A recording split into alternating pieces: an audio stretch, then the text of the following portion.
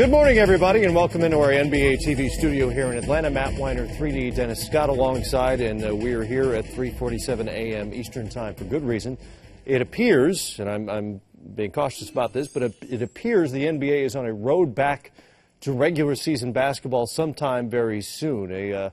I'm trying to do the math on this. About a 15-hour meeting or so between players and ownership wrapped up a short while ago in New York City, after which it's been reported by multiple outlets that a tentative agreement has been reached on a settlement to the lawsuit filed by players against ownership last week, which would lead to the end of the work stoppage and the NBA lockout. Again, that's being reported by several outlets, and moments ago, David Stern, the commissioner of the NBA, described it as a, quote, tentative understanding, while Billy Hunter, the former executive director of the Players Union, now of the trade union, trade association that exists, called it a tentative litigation settlement, speaking to the lawsuit settlement, because technically you can't have a labor negotiation without a union, and since the union no longer exists, you have to watch your terminology. Nonetheless, it looks like we're going to have basketball. It looks that way, sounds that way. One of the longest, 49 days, 150 days since we're past 12 o'clock. Who's counting? Who's counting, right? But the bottom line is good news is on the way, so it looks like we may have some basketball on Christmas Day. That's really all we have in terms of details at this point, because no one has released anything in terms of the framework of the agreement. When the two sides last met, they had more or less gotten to a 50-50 split of basketball-related income. The sticking points were the so-called system issues, and in particular, 6 particular items. We don't know where any of those shook out at this point. And with that, and with the understanding that the details have not been released yet, let's bring in David Aldridge from NBA.com. And DA, what, if anything, have you heard of the agreement so far, or what might have finally gotten them over the hump? Well, I can tell you this. I mean, someone who was involved in negotiations said that they were just desperate to get something done, that both sides were genuinely engaged in trying to make a deal happen tonight, because everyone finally understood the urgency of getting a real season, a defined season in place, and that had to happen by the end of December. Nobody wanted a repeat of 99 with a 50-game season. For all, with all due respect to the Spurs, I think most people really did not feel like that was as legitimate as a season as you could have. And so people wanted to have a more representative season, and 72 games was the ideal. That obviously could not happen once the litigation began.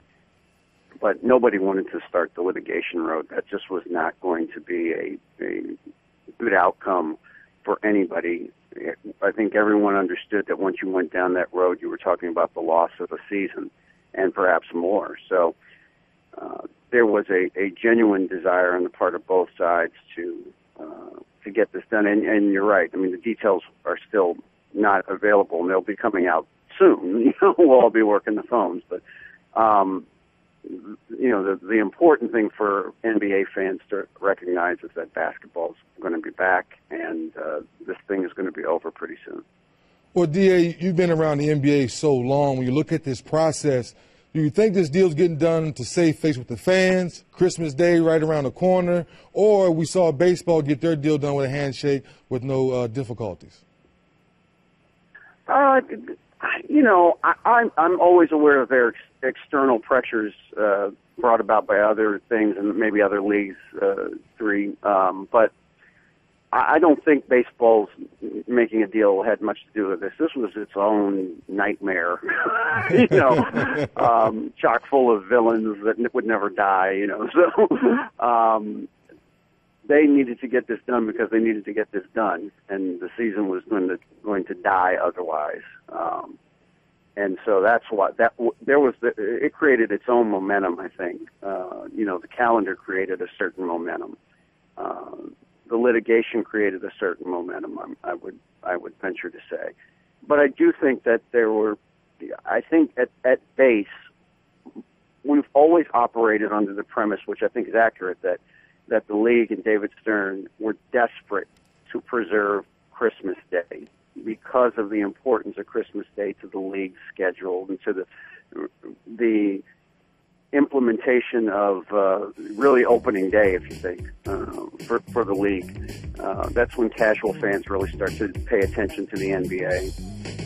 And so they wanted that to be on the calendar. And the only way that could be on the calendar was for them to get something done this weekend.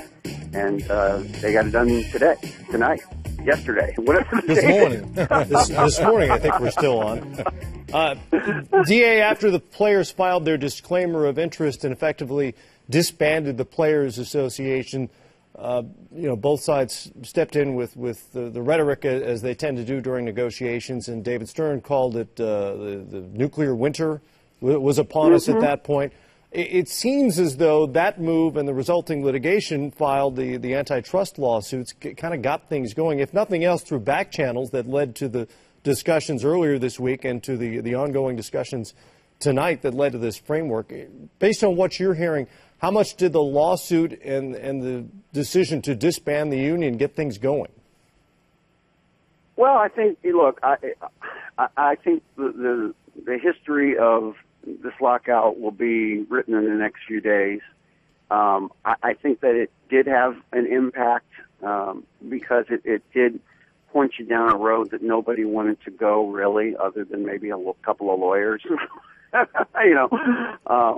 So I think that helped. But again, I genuinely believe that even if there had been no lawsuit filed, and we'll find out. We'll all find out together in the next few days what actually got things going. But I just, again, come back to the notion that if there was going to be a legitimate 2011-2012 season, it had to start by Christmas.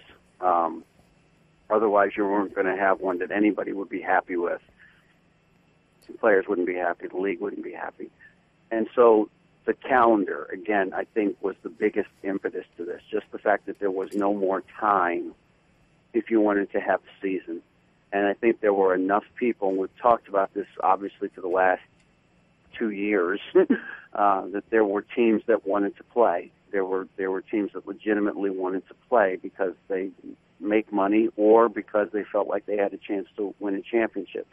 And I think that the combination of those teams, and there were players, and we all know that most players wanted to play and wanted to take whatever deal was available to take once you got past a certain time.